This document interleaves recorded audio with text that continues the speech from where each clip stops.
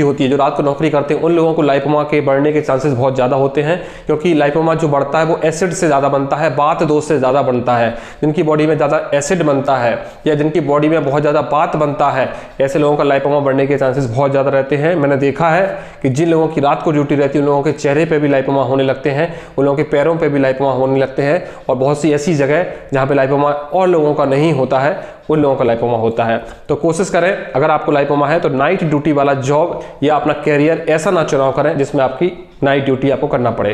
दोस्तों, ऐसे भी बहुत सी चीज़ें हैं, जैसे बहुत से लोग जिम करते हैं। मैं जिम करने के लिए साफ मना करता हूं, आपको जिम नहीं करना है। बहुत से लोग बोलते हैं कि जिम करने से तो लाइपोमा फैट कम होता है तो लाइपोमा भी कम हो जाएगा, लेकिन दोस्तों यहाँ पर उल्टा है। जिम में जाकर आपका फैट तो कम होगा लेकिन लाइपोमा बढ़ेगा, क्योंकि लाइपोमा के ऊपर जितना भी आप दबाव डालेंगे, जितना भी हार्डनेस देंगे, आपका लाइपोमा तेज़ी से बढ़ेगा।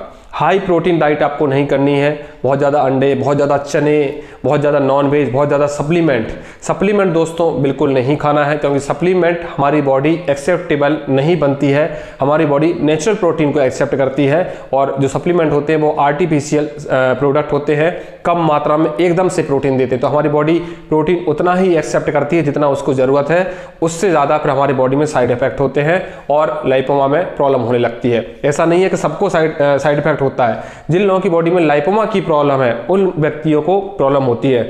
अगर आपका लाइपोमा बढ़ रहा है, थोड़ा थोड़ा हो रहा है, और आप सप्लीमेंट ले रहे हैं या नॉनवेज ले रहे हैं या जिम कर रहे हैं, तो आपका लाइपोमा बहुत तेज़ी से बढ़ेगा और आपकी पूरी बॉडी में लाइपोमा फैलेगा।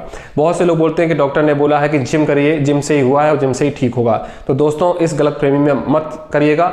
मुझे इस पर काम करते हुए कई साल हो चुके हैं, और मैं खुद एक जिम वाला था, और मेरे पास अभी मोस्टली लोग जिम वाले आते हैं तो खुद बताते हैं कि जिम जब से किया है लाइपोमा बहुत तेज़ी से बढ़ गया है। मैं भी देखा हूँ कि जिम करने से लाइपोमा बहुत तेज़ी से बढ़ते हैं। इसलिए आप समझिए, मैं जो आपको बातें बताता हूँ किसी किताब में पढ़ाई बातें नहीं बताता हूँ, एक्सपीरियंस वाली बातें बताता हूँ।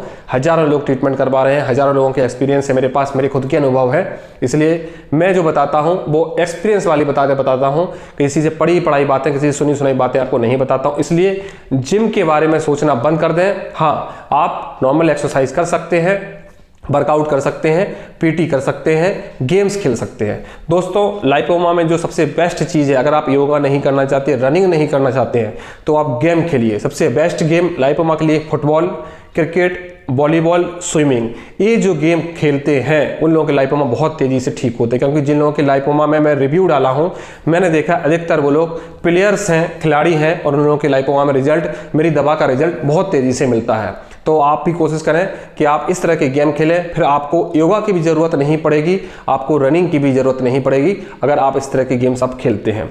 दोस्तों, कुछ चीज़ें और हैं, जैसे कि मैंने सेक्स के बारे में भी इसने बताया है। सेक्स जो होता है हमारे मेटाबॉलिज्म को कम करता है, हमारी ब्लड सर्कुलेशन को स्लो करता है, हमारी बॉडी की गर्मी को कम करता है, हमारे लीवर जो फंक्शन होता है उसको कम करता है। तो अत्यधिक सेक्स भी हमको नहीं करना है। आप वीकली 15 दिन में कर सकते हैं। ये सब चीज़ से परहेज करना है, ज़्यादा सेक्सुअल एक्टिविटी में नहीं जाना है, क्योंकि लाइपोमा मैरिज के बाद ही बहुत तेज़ी से बढ़ता है। मैरिज के बाद बहुत बड़ा होता है और मैरिज के बाद बहुत तेज़ी से बढ़ जाता है। इसलिए देखा गया है कि सेक्स करना लाइपोमा के लिए नुकसानदायक होता है। बहुत से लोग पूछते हैं कि सर हम डाइटिंग कर रहे हैं तो हमारा लाइपोमा ठीक हो जाएगा। तो दोस्तों, अकेला डाइटिंग करने से आप पतले तो हो सकते हो, लेकिन लाइपोमा को ठीक नहीं कर सकते हो। और पतला हो के आप मेरे पास मत आइएगा, क्योंकि मेरी दवा ऑलरेडी पतला करती है, तो मैं पतले व्यक्तियों का ट्रीटमेंट नहीं करता हूं जो लोग डाइट करके आते हैं। तो आप जब भी आप ऐसी प्लानिंग करते हैं तो आप पहले मुझसे बात करें कि आपको डाइटिंग करना चाहिए कि नहीं करना चाहिए, क्योंकि डाइटिंग अकेले मात्र से लाइपोमा ठीक नहीं होता है। आप पतले होगे डाइटिंग करने से, लेकिन लाइपोमा कम नहीं होगा, आपका फैट कम होगा। इसलिए आपको मेडिसिन के साथ, सही ट्रीटमेंट के साथ इलाज करना है कि जिसमें आप पतले तो होगे लेकिन लाइपोमा भी आपका कम हो। ऐसी चीज़ें होती हैं दोस्तों। और भी इसमें परहेज वाली बातें मैं बताता हूं कि जैसे बहुत से लोग बोलते हैं कि सर हमको मोशन बार बार होता है या हमारा मोशन बार बार नहीं होता है, तो आपको समझना चाहिए कि आपको लीवर संबंधित प्रॉब्लम है। ये कारण भी होता है कि आपको लाइपोमा जैसी कंडीशन में दवाइयां असर नहीं करती हैं। तो आपको अगर बार बार लेटरिंग आती है तो आपको उसका इलाज कराना चाहिए, या आपको लेटरिंग नहीं आती है तो भी आपको इलाज कराना चाहिए। बहुत से लोगों को सर्दी जुकाम बहुत ज़्यादा होता है, तो ऐसे लोगों की बॉडी में कफ की मात्रा ज़्यादा होती है। जिन लोगों की बॉडी में कफ की मात्रा ज़्यादा होती है या सर्दी जुकाम बार बार होता है, ऐसे लोगों को भी लाइपोमा देखा गया है बहुत ज़्यादा होता है। दोस्तों कुछ लोग लेजी लोग होते हैं, उनकी बॉडी की टेंडेंसी होती है कि वो लोग मोटे होते हैं, कुछ भी नहीं खाते, मोटे होते हैं। ऐसे लोगों को ज़रूरत है अपनी दिनचर्या सुधारने की, खान पान सुधारने का।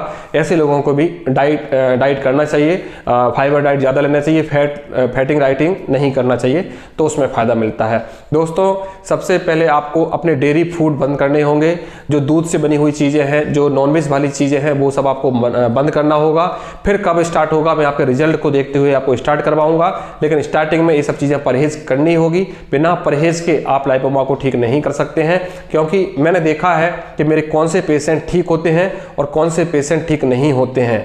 दवा की भी मात्रा ऐसा नहीं करना है कि आप ज़्यादा दवाइयाँ खा रहे हो और आप सोच रहे हो कि जल्दी दवा खाने से या ज़्यादा दवा खाने से आप ठीक हो जाओगे, तो दोस्तों नुकसानदायक होता है, क्योंकि मेरी दवा बहुत कम मात्रा में लेनी होती है।